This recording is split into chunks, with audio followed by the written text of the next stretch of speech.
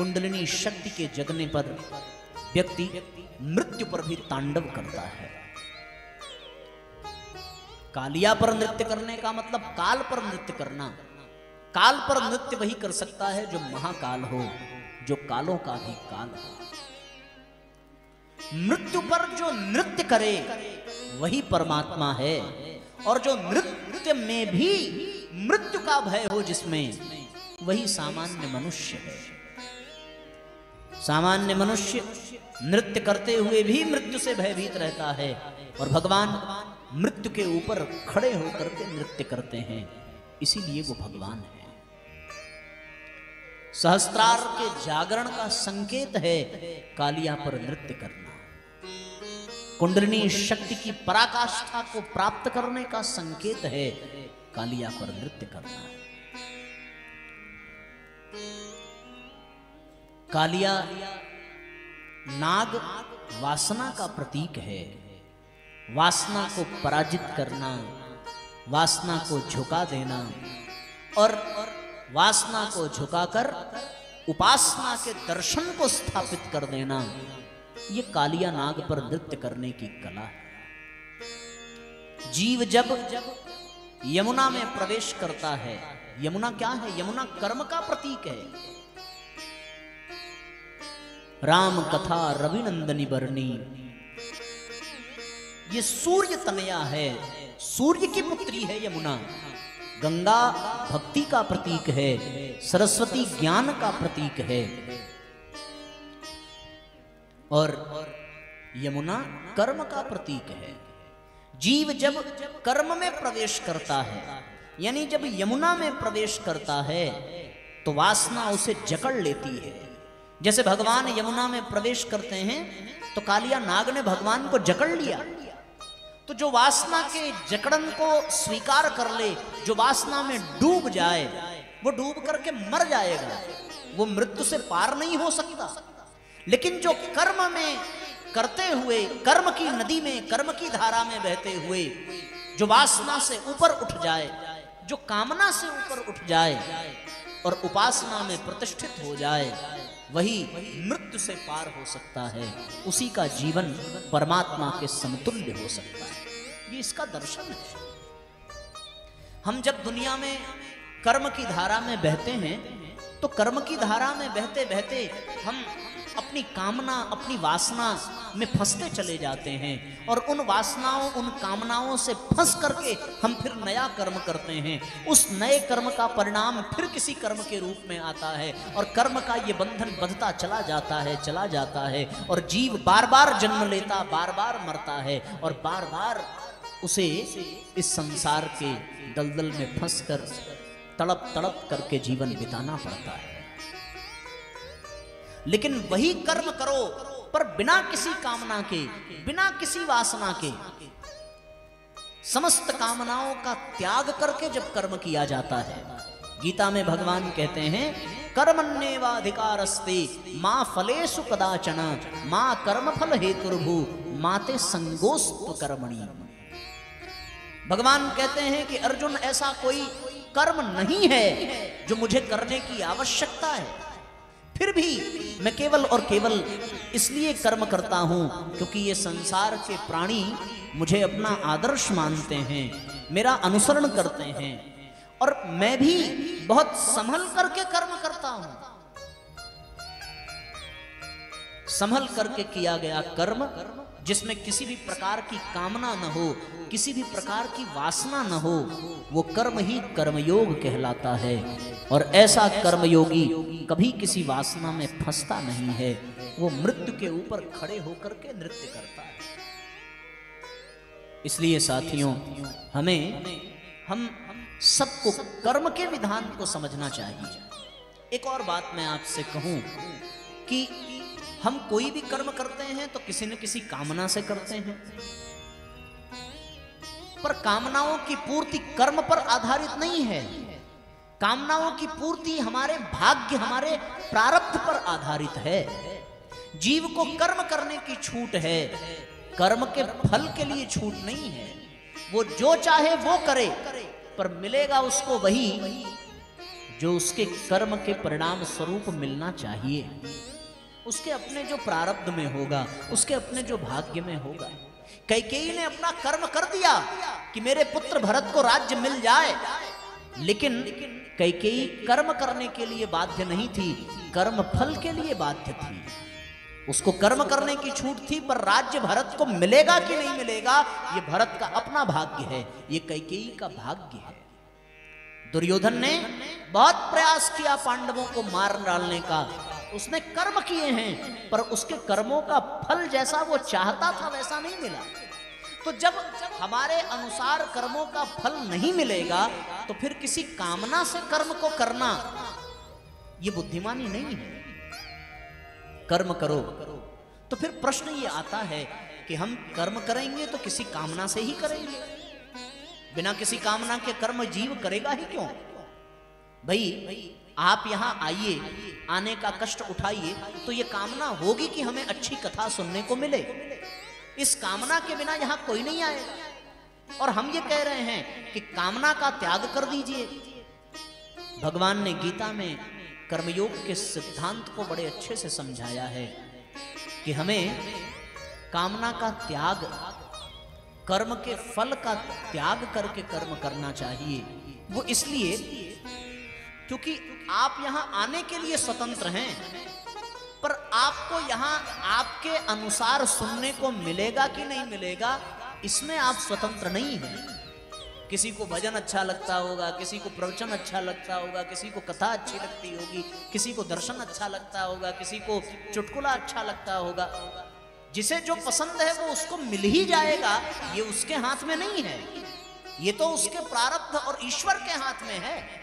ये हमारे भी हाथ में नहीं है कि हम आपको क्या सुना दें। जो गुरु की प्रेरणा है, जो ईश्वर की प्रेरणा से निकलता है, वो आपके सामने प्रस्तुत होता है। यहां समझाने का तात्पर्य केवल इतना है साथियों कि हम कर्म करें, पर बिना किसी कामना के करें। और अगर किसी कामना के साथ कर भी रहे हैं तो उसका परिणाम यह निकलेगा कि अगर कामना पूरी हुई तो सुख मिलेगा, और कामना पूरी नहीं हुई तो दुख मिलेगा। और एक बात हमने उस दिन भी आपसे कहा था कि दुख तो दुख है ही, लेकिन सुख भी किसी दुख से कम नहीं है, ये जान लीजिए। अगर हमें इन 6 दिनों में, 7 दिनों में यहां आकर के सुख मिला है, तो कल विदाई के समय दुख भी मिलेगा, वो दर्द अनुभव होगा। इसलिए सुख में दुख है। आज अगर किसी चीज के मिल जाने से सुख है, तो कल उसके बिछड़ने का दुख भी झेलना पड़ेगा, इसमें कोई दो राय नहीं है। सुख में दुख छिपा होता है। तो जब कामना पूरी हो गई तो भी सुख मिला, और वो सुख भी दुख का कारण है, आधार है। और फिर साथियों, नहीं पूरी हुई तब तो दुख मिला ही। तो मिलने में भी दुख है और न मिलने में भी दुख है। सोचो जरा, किसी बच्चे की कामना हो जाए विवाह करने की, पूरी हो जाए और न पूरी हो जाए, दोनों अवस्था में उसकी स्थिति एक ही है। न पूरी हो तब भी दुखी, और पूरी हो जाए तब भी दुखी कि सुखी। जितने लोग शादीशुदा बैठे हैं, आप अपने आप से पूछ लो कि हम विवाह करने के बाद सुखी हैं कि दुखी हैं, तो आपको प्रश्न मिलेगा। आपको लगेगा कि सुख है, लेकिन आपके ऊपर एक स्त्री की जिम्मेदारी बढ़ गई, उसके नाते फिर एक बच्चे की जिम्मेदारी बढ़ गई। विवाह से पहले आप अकेले थे, आपके ऊपर कोई उत्तरदायित्व नहीं था, आप एकदम निश्चिंत थे। तब 2 रोटी होती थी तो दोनों आपकी ही थी। अब अगर 2 होगी तो उसमें हिस्से बट जाएंगे। आपको अपनी पत्नी को देना पड़ेगा, आपको अपने बच्चों को देना पड़ेगा। तो सुख तो मिला, लेकिन उस सुख के साथ साथ दुख भी जुड़ा हुआ है। इसलिए साथियों, कामना पूरी हो जाती है तो कामना के पूरे होने पर सुख मिलता है, न पूरी हो तो दुख मिलता है, पर मिला हुआ सुख भी दुख का आधार ही बनता है। इसलिए कामनाओं का त्याग करके कर्म करना चाहिए। बोले फिर किस आधार पर कर्म करें जब कोई कामना ही ना हो? तो कर्म करिए अपने धर्म के पालन के लिए, कर्म करिए अपने उत्तरदायित्वों को पूर्ण करने के लिए, कर्म करिए अपने जीवन को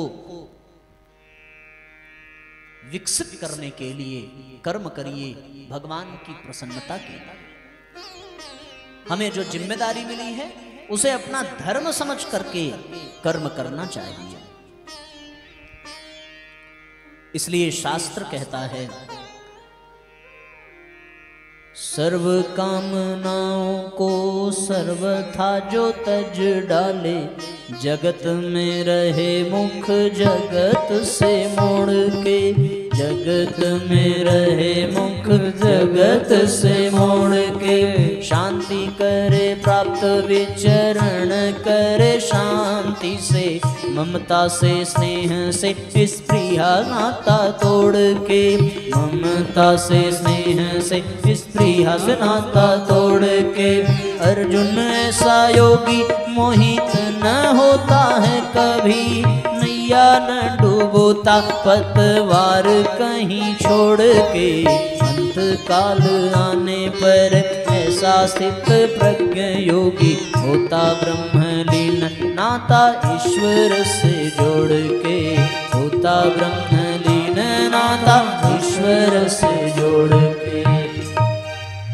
सब कामनाओं को छोड़ करके जो कर्म करे वही अंत में ईश्वर से नाता जोड़ करके परमात्मा को प्राप्त कर लेता है। इसलिए हमारे अधिकार में कर्म है, कर्म का फल नहीं है। भगवान अर्जुन से कहते हैं, कर्म तेरे अधिकार में केवल, कर्म किए जा तू कर्म किए जा, फल की इच्छा त्याग के अर्जुन, पालन अपना धर्म किए जा। स्थिति में क्या धर्म है तेरा, ज्ञात तू इसका मर्म किए जा, तेरे लिए जो धर्म है निश्चित, निष्ठा से वो कर्म किए जा, निष्ठा से वो कर्म किए जा। हम किस स्थिति में हैं और उस समय हमारा धर्म क्या है, निष्ठा पूर्वक केवल अपने धर्म का पालन करना और बिना किसी कामना के, बदले में जो मिले उसे भगवान का प्रसाद मानिए, न मिले उसे भगवान की इच्छा मानिए। कभी अपनी इच्छा मत थोपिए, क्योंकि इच्छा बार बार दुख को जन्म देती है। कामनाएं ही दुख का कारण है। हम जब भगवान के पास जाते हैं तो कामनाओं को लेकर के जाते हैं, और मैं आपसे कहूं, कामनाओं को भगवान पूर्ण नहीं करते। भगवान कामनाओं को पूर्ण नहीं करते, बल्कि भगवान कामनाओं से मुक्त कर देते हैं। ये भगवान की कृपा। जो भगवान को प्राप्त कर ले उसके पास कोई कामना शेष नहीं रह जाती। पर भगवान जब तक न मिले तब तक कामनाओं का अंत नहीं है। इसलिए साथियों, ये कालिया मर्दन क्या है? ये यमुना रूपी कर्म की धारा में प्रवेश कर कालिया रूपी वासना के चंगुल में, कामना के चंगुल में बिना फंसे जो निष्ठा पूर्वक अपने कर्तव्य का पालन करता है, वही जीवन में परम आनंद को प्राप्त होता है। यही इस प्रसंग का सार है। ये जान लीजिए, ये इस प्रसंग का सार है। समस्त कर्म के फल की चिंता को किए बगैर, उस फल की आशा के बगैर केवल अपने कर्म किए जा, अपने कर्म किए जा। ऐसा करने वाला व्यक्ति कभी भी दुखी नहीं हो सकता। दुख का कारण क्या है? हमने उस दिन भी कहा था आपसे कि मन के अनुसार न हो तो दुख, और सुख मन के अनुसार हो जाए तो सुख। सुख में भी खतरा है, दुख में भी खतरा है। दुख आएगा तब तो दुख है ही, और सुख आएगा तो और भी बड़ा झटका लगेगा, क्योंकि दुख में सुमिरन सब करे, सुख में करे न कोई। जो सुख में सुमिरन करे तो दुख काहे को होए रे भैया, दुख काहे को होए। सुख आ जाए तो व्यक्ति सुख में इतना डूब जाता है कि अपने आधार, अपने प्राणनाथ, अपने ईश्वर को ही भूल जाता है। और जहां भूले तहां समस्या शुरू हुई। दुख में ईश्वर याद रहता है। सो दुख में ईश्वर के याद रहने का लाभ ये है कि आप कभी कोई गलत कर्म नहीं कर पाएंगे, आप पाप नहीं कर पाएंगे। इसलिए साथियों, ये कालिया नाग के मर्दन की कथा बड़ी मार्मिक है। ये हमें यमुना रूपी कर्म की धारा में प्रवेश करना सिखाती है। ये कालिया रूपी कामना वासना के चंगुल से निकलना सिखाती है। जब भगवान को कालिया नाग ने अपने शरीर से जकड़ लिया तो भगवान ने क्या किया? भगवान ने अपने शरीर को छोटा बनाया और छोटा बना करके उसके चंगुल से निकल गए। यही करना है। जब जीवन में कामनाएं वासनाएं हमें जकड़ने लगे तो अपने आप को छोटा बनाइए और निकल जाइए। छोड़ दीजिए उस कामना को, छोड़ दीजिए उस वासना को, उससे बच करके निकल जाइए और फिर उसके ऊपर खड़े हो जाइए। भगवान उसके चंगुल से छूटे तो सीधे कालिया के फन पर खड़े हो गए। अपनी कामनाओं को कुचल डालिए, अपनी वासनाओं को कुचल डालिए। यदि वो कामनाएं, वो वासनाएं आपके ऊपर हावी होना चाहें तो तुरंत भगवान का ध्यान, भगवान का कीर्तन करिए और समस्त वासनाओं को छोड़ दीजिए।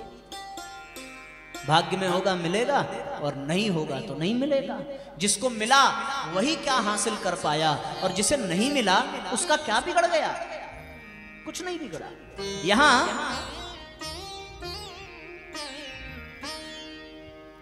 ध्यान रखना, चाहे स्टील का बर्तन हो और चाहे सोने का बर्तन हो, भूख रोटी से ही मिटती है और रोटी की कमी कभी किसी को नहीं पड़ती।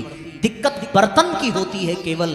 कुछ लोग सोने की चाहत रखते हैं, उनका ध्यान रोटी पर नहीं होता और इसीलिए न उनका कभी पेट भरता है न उनकी कभी चाहत पूरी होती है। कुत्ते का ध्यान रोटी पर रहता है, किस पात्र में दे रहे हैं इससे उसे मतलब नहीं है। उसने रोटी देखी, रोटी खाया और तुरंत खुश हो गया, चला गया। हम रोटी नहीं देखते, हम रोटी किस बर्तन में आई, किसके द्वारा आई और किस तरीके से आई, इस चंगुल में फंस जाते हैं तो फिर हमारी भूख नहीं मिटती साथियों। इसलिए जो मूलभूत आवश्यकताएं हैं वो हमेशा सबकी पूरी होती हैं और जो अनर्गल आकांक्षाएं हैं वो कभी किसी की पूरी नहीं होती। ये इस कथा का मर्म है, इस कथा का सार है।